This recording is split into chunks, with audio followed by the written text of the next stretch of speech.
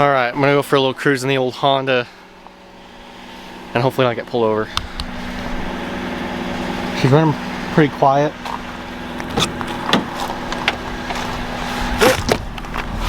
She hasn't been driven much. So I'm gonna go cruise her, and then when I get back I'll just update you on what's going on. I'm probably gonna pull the motor today, and I don't know. Maybe I'll just pull the head off and put the head gasket on. I don't know. We'll see. Alright, I went and washed the hunker junker, and I think I'm just going to leave it as is, honestly. I'm going to try to sell those crappy knockoff BBSs and work on the body a little bit here and there, because it looks like they put like 10 layers of Bondo on this thing and it didn't work, so, or it's froze and cracked or something. So I'm going to start chipping away at this stuff and then get a DA sander out here and start going over the whole thing here and there where it needs it. Fenders are straight. I think the hood's relatively straight. It's just small, like, nicks. And then there's a pinhole right here and right there. Stuff like that. And then I'm gonna learn how to do body work on this thing. This door's riddled with just little tiny nicks from people hitting it. The roof, I don't know. It's really flexible. I don't know if that's how the Hondas are. I don't know if they're supposed to be like that. So I might have to get one of those little heat up like welder tools that sucks the metal together and make it stronger. Because that's probably a no-go. And then, I mean, most of the car's straight, so I'm just gonna end up painting the whole thing at some point.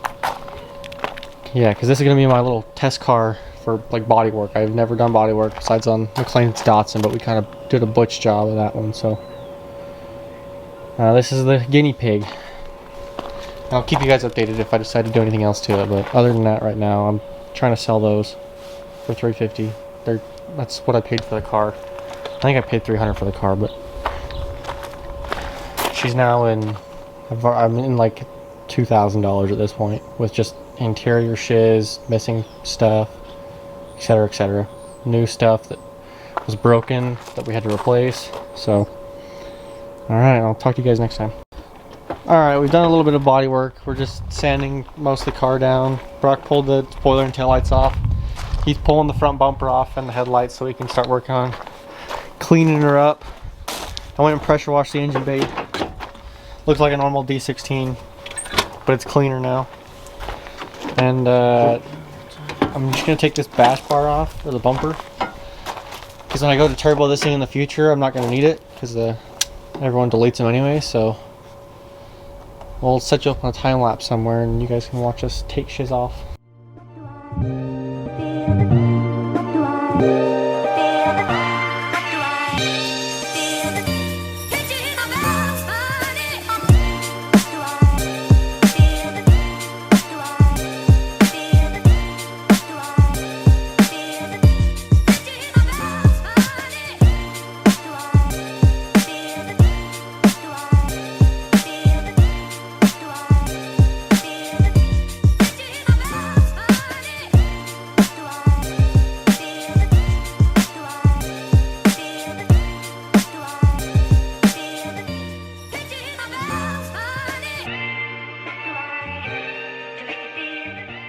Is that a headlight harness?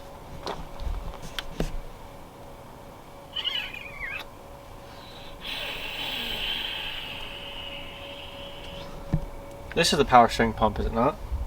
Yes. And why the F does it keep spewing all over? How'd you say this thing was held in? Just pull right up.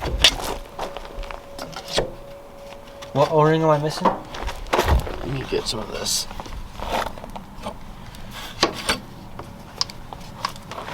A wee bit nasty in there. It's like a dead. Let's expose Jaden. What is it? Oh, is that a... I don't know, honestly, it looks pretty decent in there. The axles look relatively new. Fallen windshield washer fluids. Is it? It feels to me like it's frozen. No. No, straight up. No way, Jose. This one does come out. No, it's just like all bubbly.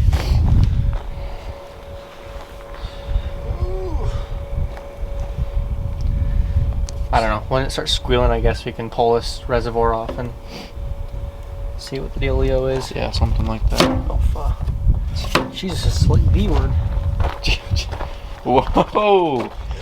Language, bro. Whoa. Treatment. Very good filter that you can, you know. I don't think it's even connected to the throttle body anymore. Oh, she is. She just ain't tight. No mounts, that's how you do it. You just leave it. Dangle. Sweet. What's he doing? Mirror delete kit on this thing? No. Effort. Mirrors are gonna have to come out at some point to get painted. I want to go grab some primer, wash it off, and then start. You're driving this thing? No.